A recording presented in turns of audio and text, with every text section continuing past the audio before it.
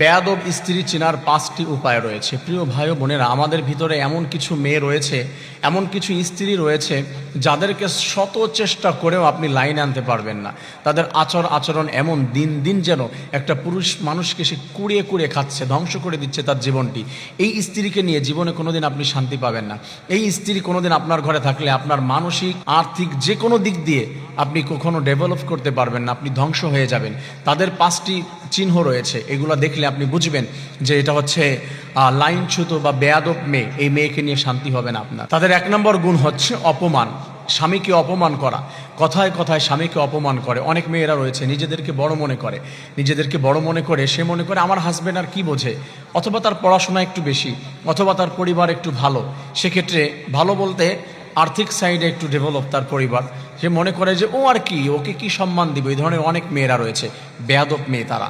2 নম্বর তাদের যে গুণ রয়েছে সেটা হচ্ছে সিদ্ধান্ত গ্রহণে উপেক্ষা। অনেক মেয়েকে যদি কোনো কিছু বলা হয় যে তুমি কি তোমার বাবা বাড়ি যাবে, তুমি কি এই কাজটি করবে, এই যে সিদ্ধান্ত নিতে বলা হয় কোনো কিছুতে, সেইখানে কোনো উদাসীনতা, তার ভিতরে কার্যক্রমে কোনো বিষয়ে একনিষ্ঠতা নাই, সেখানে কাজের ভিতরে কোনো স্পিড নাই। মেয়েকে দেখা যাচ্ছে যে একটা কাজ করছে তো করছে, স্বামীর কথায় কোনো মূল্য দিচ্ছে তো দিচ্ছে না। এই ধরনের কার্যক্রম যদি দেখা যায়, এটা হচ্ছে বেয়াদব মেয়ে। মেয়েকে নিয়ে আপনার শান্তি হবে না, এই স্ত্রীকে নিয়ে আপনি কখনো শান্তি পাবেন না। 3 নম্বর যে বিষয়টি, সেটি হচ্ছে যে স্বামীর কথা অমান্য করা। মানে স্বামী যেটা করছে, অনেক মেয়েরা দেখবেন আপনি যেটা পছন্দ করে দিচ্ছেন এটাই তার অপছন্দ হয়, ঠিক আপনি যেটা পছন্দ করছেন এটা তার পছন্দ হচ্ছে না। আর এই জিনিসটাই যদি আপনি তার ভাইকে দিয়ে পছন্দ করান, দুলাভাইকে দিয়ে পছন্দ করান, অন্য কাউকে দিয়ে, সেটা তার খুব বেশি পছন্দ হবে, ভালো লাগবে। কারণ আপনার চয়েস, এটার তার কোনো ভ্যালু তার কাছে নেই। তার চয়েসটা বা তার ব্যক্তিগত যারা আছে তাদেরকে খুব সম্মান করে, তাদের চয়েসের সে মূল্য দেয়, আপনার চয়েসের মূল্য দেয় না। এরকম অনেক মেয়ে রয়েছে। এই মেয়েরা, এদেরকে ঘরে রেখে কখনো শান্তি হয় না। আল্লাহ তাআলা হেফাজত করার তৌফিক দান করেন। 4 নম্বর যে বিষয়টি রয়েছে, দায়িত্ব এড়িয়ে যাওয়া। অনেক মেয়ে রয়েছে, কোনো দায়িত্ব যদি দেওয়া হয়, তাকে কোনো কাজ দেওয়া হয়, সেটা সে সঠিকভাবে করতে চায় না, দায়িত্ব থেকে এড়িয়ে যায়। সেটা সন্তানটির দায়িত্ব হোক, অথবা তার ব্যক্তিগত কোনো দায়িত্ব হোক, কোনো মেয়ের অথবা হাজব্যান্ডের কোনো দায়িত্ব হোক, যে আমি আজকে বিকেলে আমার একটা প্রোগ্রাম আছে, আমি ওইখানে যাব, তুমি আমার ড্রেসটি একটু পরিষ্কার করে রেখো। বা আমার যা কিছু সামান রয়েছে ওইখানে যাওয়ার ক্ষেত্রে আমি যাব, যেই জুতাটি পরে যাব, যে ড্রেস পরে যাব, আনুষঙ্গিক যা কিছু আছে এইগুলো তুমি একটু রেডি রেখো।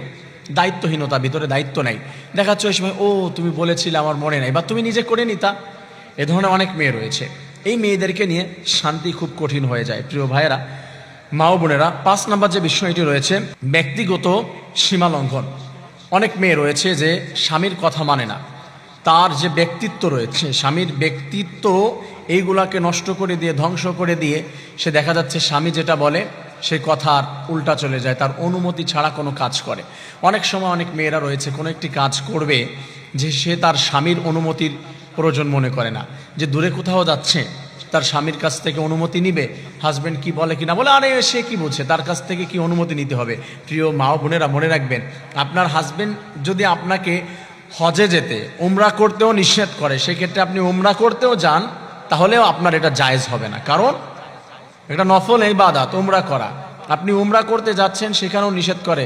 আপনি যদি নফল রোজা রেখেছেন, নফল রোজা রাখতে যদি আপনার হাজব্যান্ড আপনাকে নিষেধ করে, আপনি নফল রোজাটাও রাখতে পারবেন না। এখানে নিষেধাজ্ঞা রয়েছে। আর বেপরদায় কোথাও চলে যাওয়া বা এককভাবে কোথাও চলে যাওয়া, স্বামীর সিদ্ধান্তের বাহিরে চলে যাওয়া বা তার কাছে অনুমতি ছাড়া, এটা তো কখনোই সম্ভব না, ইম্পসিবল ব্যাপার, কোনো অবস্থাতেই সম্ভব না। অনেক মেয়েরা চলে যায়, অনেক মেয়েরা বেপরদায় ঘরে, অথচ আল্লাহ তাআলা কি বলে দিয়েছে, ওয়াকরনা ফি বুয়ুতিকুন্না ওয়ালা তাবাররাজনা তাবাররুজাল জাহিলিয়াতিল উলা। এই মেয়েরা শুনো, জাহিলি যুগের মেয়েদের মতো নিজেদেরকে খোলামেলাভাবে তোমরা ড্রেস আপ করে চলাফেরা করো না, মানুষের সামনে প্রেজেন্ট করো না, স্বামীর অনুমতি ছাড়া তুমি কোথাও চলে যাও না, স্বামীকে কষ্ট দিও না, সে যা বলে সেইগুলি মানার চেষ্টা করো।